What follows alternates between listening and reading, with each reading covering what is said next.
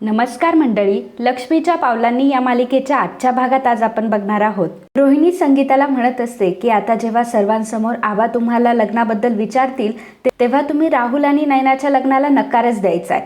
तेव्हा संगीता म्हणत असते की अहो मी असं कसं करणार ना, कारण आबाजी एवढे मोठे माणूस आहे आणि त्यांच्यासमोर मी कसा काय नकार देणार. रोहिणी म्हणत असते की मला बाकीचं काहीही माहीत नाहीये, तुम्ही लग्नाला नकार द्यायचा आहे मला एवढंच माहिती आहे. संगीता म्हणत असते की अहो पण अद्वैतराव काय म्हणतील, अद्वैतराव आमच्या कलाला त्रास तर नाही देणार ना जेव्हा आम्ही नयनासाठी नकार देऊ तेव्हा. रोहिणी म्हणते की अद्वैत काय वेड आहे का, अद्वैत कशाला तुम्हाला त्रास देईल. आणि मिसेस खरे, मला ऐनवेळी कुठलाही गेम झालेला अजिबात आवडणार नाही.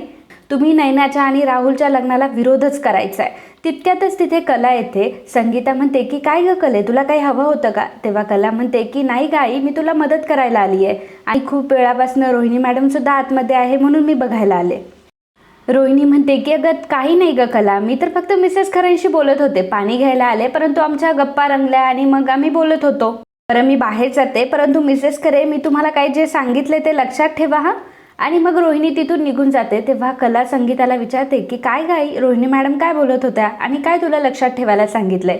संगीता म्हणते की अगं काही नाही, त्या सांगत होत्या की आबाजींना जरा चहामध्ये साखर कमी लागते ना, तेच मला सांगत होत्या त्या. कला म्हणते की अच्छा हो, आबाजींना गोड खूप आवडतं परंतु त्यांना ते खाण्यास मनाई आहे. इकडे सरोज तिचं काम करत असते. तितक्यातच तिथे राहुल येत असतो. सरोज राहुलला थांबवते आणि राहुलला म्हणते की काय रे, तुझ्या आईचं आणि तुझं नक्की काय चाललंय आणि का खेळताय असे घाणेरडे खेळ माझ्या मुलासोबत. राहुल तिला म्हणत असतो की मामी तू कशाबद्दल बोलते मला खरंच माहित नाहीये. सरोज म्हणते की अगदी रोहिणीचा मुलगा शोभतोस रे, तिच्यासारखंच वागतोयस आणि काय चाललंय रे तुमच्या दोघांचं, बंद करा ना माझ्या मुलाला त्रास देणं आता. राहुल म्हणतो की मामी मी ठरवलंय की मी ब्रोला इथून पुढे कधीच त्रास देणार नाही. सरोज राहुलला म्हणते की इथून पुढे जर माझ्या मुलाला तुमच्या दोघांमुळे त्रास झाला ना तर गाठ माझ्याशी आहे, एवढी गोष्ट लक्षात ठेवायची. तर इकडे बाबा आलेले असतात आणि ते आबांना म्हणत असतात माफ करा आबाजी, खरं तर मी स्टॉलवर होतो म्हणून मला येता आलं नाही. आणि संगीताला ते सांगतात की पाहुण्यांचा नाश्त्याचंही बघ. रोहिणी म्हणते की मिसेस खरे काही फॉर्मॅलिटीज वगैरे करू नका, आपण ज्या गोष्टीसाठी बोलायला आलोय तीच गोष्ट डायरेक्ट बोलूयात. अद्वैत सर्वांना सांगतो की सगळ्यात पहिल्यांदा राहुलमुळे तुम्हाला जे काही सहन करावं लागलं त्याची सगळ्यात पहिल्यांदा मी माफी मागतो. संगीता म्हणते की जावई बापू तुम्ही हात जोडू नका, कारण तुमचीच चूक नाहीये, जे काही झालं त्यामध्ये आमची देखील चूक आहे. आबा म्हणतात की विहीनबाई आता ही वेळ नाहीये की कोण बरोबर कोण चुकीचं हे समजण्याची, आता वेळ आहे की जे काही घडलंय त्याच्यावर आपल्याला काय करता येईल हे सुचवण्याची. आबा म्हणतात की दिनकरराव आमच्या राहुलच्या लग्नासाठी नयनाचा प्रस्ताव घेऊन आलोय आम्ही. संगीता म्हणते की माफ करा आबाजी, परंतु आम्हाला हे लग्न मान्य नाहीये. तर बाबा संगीताला म्हणत असतात की अगं संगे असं काय करतीयस तू, ते माणसं आपल्याला लग्नाची मागणी घालायला आले आणि तू त्यांना नकार काय देतीयस. संगीता आबाला म्हणते की आबाजी खरं तर मला चुकीचं समजू नका, परंतु इतकं सगळं झाल्यानंतर सुद्धा तुम्ही आमच्या नयनीचा विचार करताय आणि तिचा स्वीकार करायला तयार आहात, हेच आमच्यासाठी खूप महत्त्वाचं आहे. खरं तर माझीच इच्छा होती की माझ्या लेकीचं तुमच्या घरात लग्न व्हावं, परंतु माझी हौस मला खूप नडली. अगदी अद्वैतरावांसोबत नयनीचं लग्न जुळवण्यापासून तर आज जे काही घडतंय तिथपर्यंत माझीच सगळी चूक आहे. आमच्याकडनं खूप मोठी चूक झाली आहे, परंतु आमची कला मात्र यामध्ये कधीही नव्हती. आमच्याकडनं पाप घडलंय, त्यामुळे आम्हाला माफ करा. आणि तुम्ही फक्त श्रीमंतीने नाही तर मनाने सुद्धा खूप मोठे आहात आणि आम्ही तुमच्यासमोर खूप लहान माणसं आहे. तुमच्या घरामध्ये देवी आईचा वास आहे आणि पुन्हा जर आम्ही हीच चूक केली ना तर देवी आई मात्र आम्हाला कधीही माफ करणार नाही. आम्ही आमच्या नयनीला कायमचं बाहेर गावी पाठवून देणार आहोत, ती इथेही राहणार नाही, त्यामुळे तुम्हालाही तिचा त्रास होणार नाही.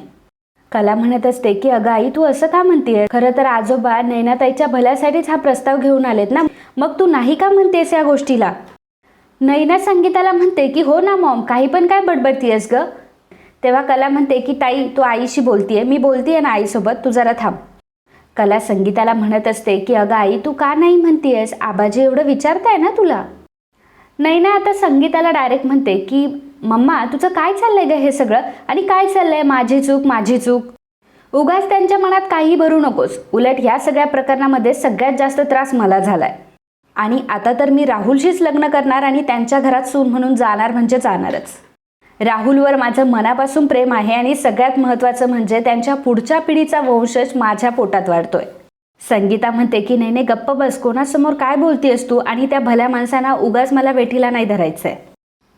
आणि माझ्या कलाला तुझ्यामुळे काही त्रास होता कामा नये. तेव्हा नैना म्हणते की आत्ता माझ्या गोष्टी लक्षात आल्या, म्हणजे काहीही झालं तरी कलाला त्रास होता कामा नये. कारण माझी कला गुणाची, कला माझी अशी, कला माझी तशी, फक्त कला कला आणि कलाच. मग नैनाचं जे काही व्हायचंय ना ते होऊ देत. सिरियसली मम्मा, तुला माझं काहीच पडलेलं नाही का गं? माझ्या ह्या अवस्थेत सुद्धा तुला कलाचाच विचार पहिल्यांदा येतोय का? कला म्हणते की ताई अगं काय बोलतेस तू, जरा गप्प बस ना, मी बोलते आईशी. आणि संगीताला ती म्हणत असते की आई, माझ्यामुळे तू नैनाताईच्या लग्नाला नाही म्हणतेस का? अगं तू अजिबात काळजी करू नकोस, आणि नैनाताईच्या लग्नामुळे मला काहीही प्रॉब्लेम होणार नाही. प्लीज माझ्यावर विश्वास ठेव. बाबासुद्धा संगीताला समजावून सांगत असतात की संगे, तू जे म्हणतीये ते खरं पण असेल, परंतु आता आपल्याकडे दुसरा कुठलाच पर्याय नाहीये. सगळ्यांचं ऐकून शेवटी संगीता म्हणते की ठीक आहे, माझी ह्या लग्नाला परवानगी आहे. रोहिणीला मात्र प्रचंड राग आलेला असतो आणि मनात ती म्हणत असते की हे सगळं झालंय ना, हे त्या कलामुळे झालंय. ती माझ्या मागे येऊन मला अशी चॅलेंज नाही करू शकत आणि मला काहीही करून ह्या कलाचा बंदोबस्त करावाच लागेल. सर्वजण आता घरी आलेले असतात. आबा राहुलला म्हणतात की राहुल, आता मी जे काही सांगेल ना ते लक्ष देऊन ऐक.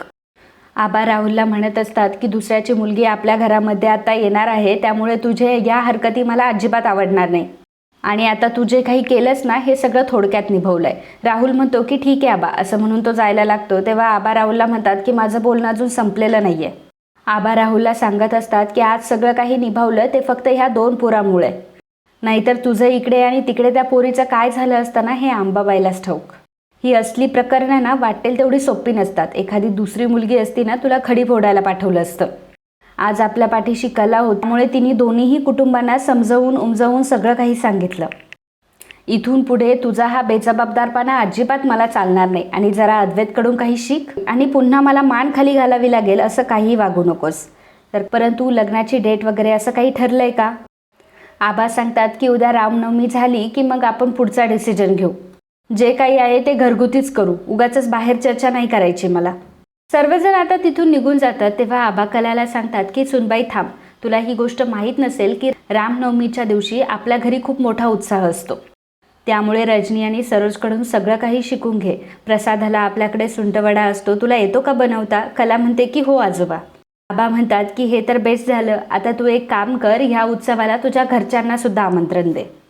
कला म्हणते की सरोज मॅडमला नाही आवडणार ते. तेव्हा आबा म्हणतात की अगं मी सांगतो ना तुला, आणि पुढच्या आठवड्यात आपली त्यांच्यासोबत पुन्हा सोयरीक होणार आहे. मग त्यांना डावलून कसं काय चालेल, त्यामुळे तू त्यांना मी बोलवले असं सांग.